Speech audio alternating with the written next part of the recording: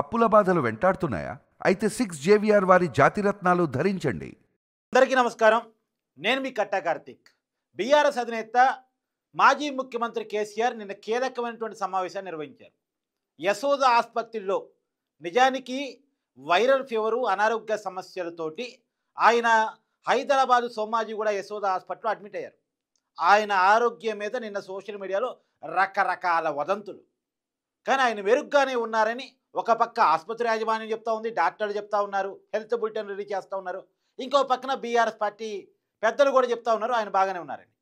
ఆయన బాగానే ఉండటం కాదు, హాస్పిటల్లో ఏకంగా పార్టీ పెద్దలతో మీటింగ్ పెట్టారు. అదిగో దానికి సంబంధించిన విజువల్స్ మీరు చూడండి.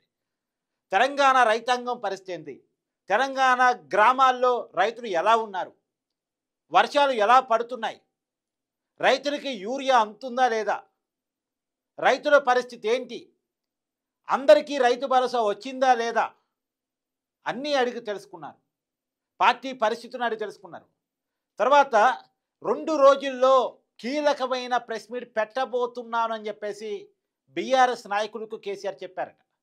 2 రోజుల్లో తెలంగాణ నీటి హక్కుల మీద నిజానికి కేసీఆర్ పెద్ద ఎత్తున చెప్పబోతా ఉన్నాడు.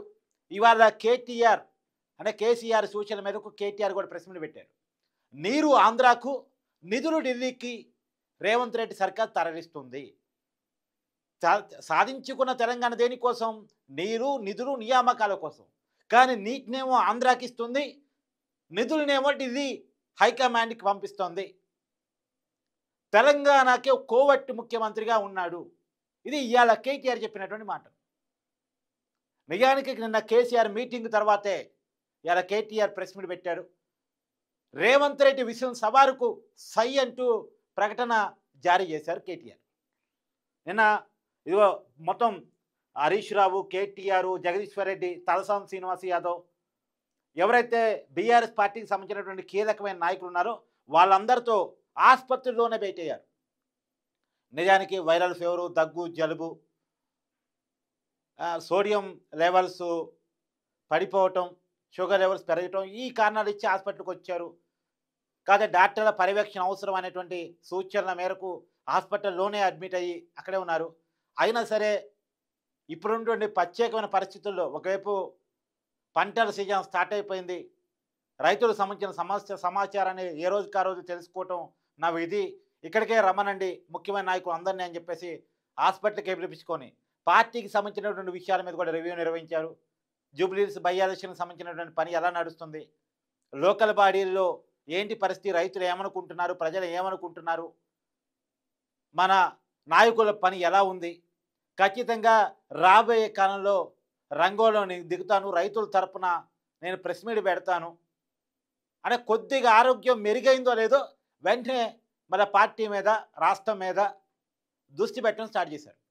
రాబోయే కాలంలో కీలకమైనటువంటి బహిరంగ సభ పెట్టబోతున్నారు అనేటువంటి సూచన, ప్రత్యేకించి రైతుల సమస్యల మీద తెలంగాణలో ఒక బేరీ నిర్వహించబోతూ ఉన్నారు అనేటువంటి ఒక సంకేతాలను పంపించారు. నిజానికి హాస్పిటల్లోనే కేసీఆర్ మీటింగ్ పెట్టారు అన్న విషయం ఆ వీడియో చూసి రేవంత్ రెడ్డి షాక్ అయ్యారంట. మనకి ఎలా ఈ వీడియోస్ వచ్చాయో ముఖ్యమంత్రి రేవంత్ రెడ్డికి కూడా అలా పోతాయి కదా, ఆయన ఈ వీడియో చూసి షాక్ అయ్యారంట. కేసీఆర్ హాస్పిటల్లోనే మీటింగ్ పెట్టారు, కీలకమైన నాయకులకి దిశానిర్దేశం చేశారు, పార్టీ పరిస్థితులు, ప్రజల పరిస్థితులు, ప్రత్యేకించి రైతాంగం యొక్క సాధక బాధకాలు అడిగి తెలుసుకున్నారు. అంటే లోకల్ బాడీ ఎలక్షన్స్ రాబోతున్నటువంటి సమయంలో sarpanch, MPTC, ZPTC, municipal, corporation, GHMC, అలానే జూబ్లీహిల్స్ బై ఎలక్షను, ఇవన్నీ ఉన్నటువంటి నేపథ్యంలో కేసీఆర్ యాక్టివ్ కావటం, ఆసుపత్రుల్లో కూడా మీటింగ్ పెట్టడం, ఆరోగ్యం కొద్దిగా మెరుగుపడగానే వెంటనే రంగంలో దిగటం, 2 రోజుల్లో ప్రెస్ మీట్ పెడుతున్నానని చెప్పటం, అందులోనూ కీలకమైన బనకచెల్ల ఇష్యూ మీద కేసీఆర్ మాట్లాడబోతున్నాడు అని సంకేతాలు పంపటం, ఇది ఇప్పుడు రేవంత్ రెడ్డిని భయపడుతున్నటువంటి విషయం. ఎందుకంటే కేసీఆర్ చాలా బలమైన వాయిస్, తెలంగాణకి బలమైన గొంతుక. తెలంగాణ సమాజంలో ఉన్నటువంటి ప్రతి విషయాల మీద ఆయనకు అవగాహన ఉంది, ఇంచు తెలుసు ఆయనకి, ప్రత్యేకించి నీటి విషయాల మీద.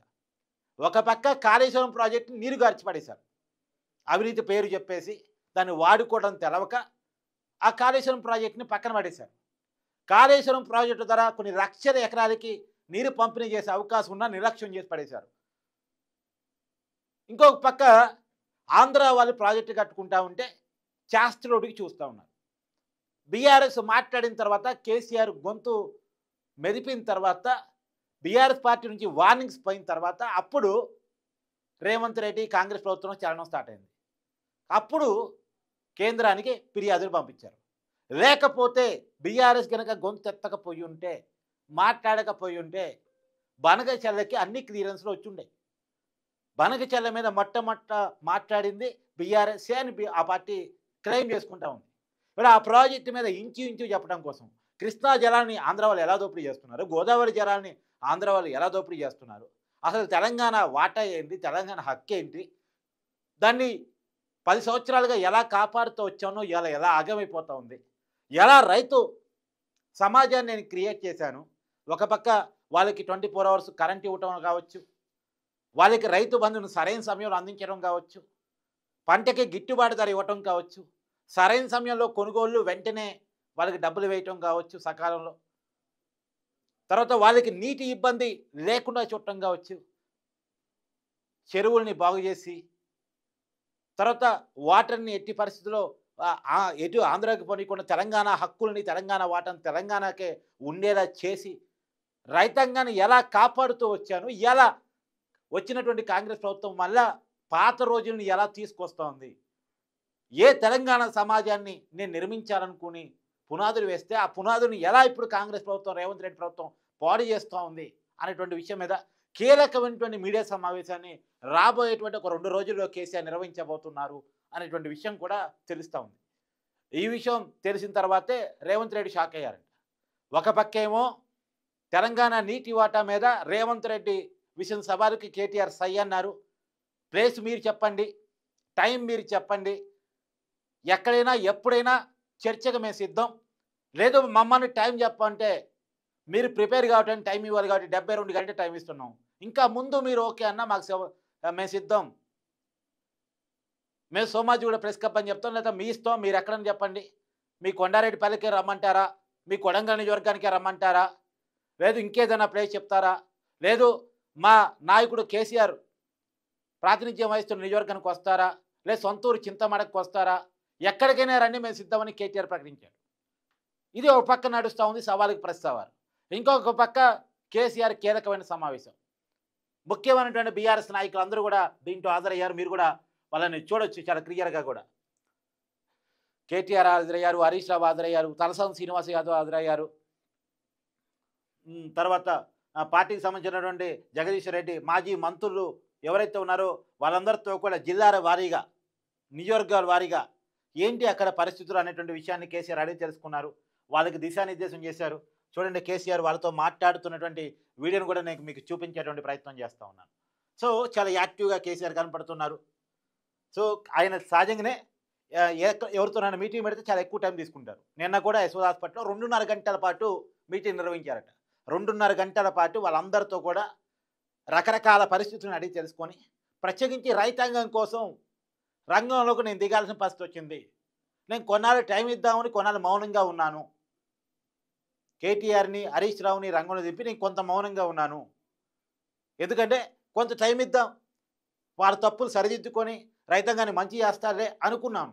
కానీ తెలంగాణ నీరు ఆంధ్ర వాళ్ళు ఎత్తకపోతున్నా నోరు మెదపలేకపోతున్నారు. వాళ్ళు ఇంకా చూసినట్టు పోతున్నారు, కావాలని వదిలేస్తున్నారు. ఒక పక్క నిధులనేమో ఢిల్లీ హైకమాండ్ పంపిస్తున్నారు. ఇక తెలంగాణ సమాజం ఆగమాగమయ్యే పరిస్థితులు వచ్చాయి, రైతులు కన్నీరు పెట్టుకుంటా ఉన్నారు. ఈ సమయంలో నేను రంగంలో రాక తప్పదు అని కేసీఆర్ అనుకున్నట్టు తెలుస్తూ ఉంది. నిన్న కూడా అదే దిశానిర్దేశం నాయకులతో చేసినట్టు కూడా బీఆర్ఎస్ శ్రేణుల నుంచి మనకి సమాచారం అందుతూ ఉంది.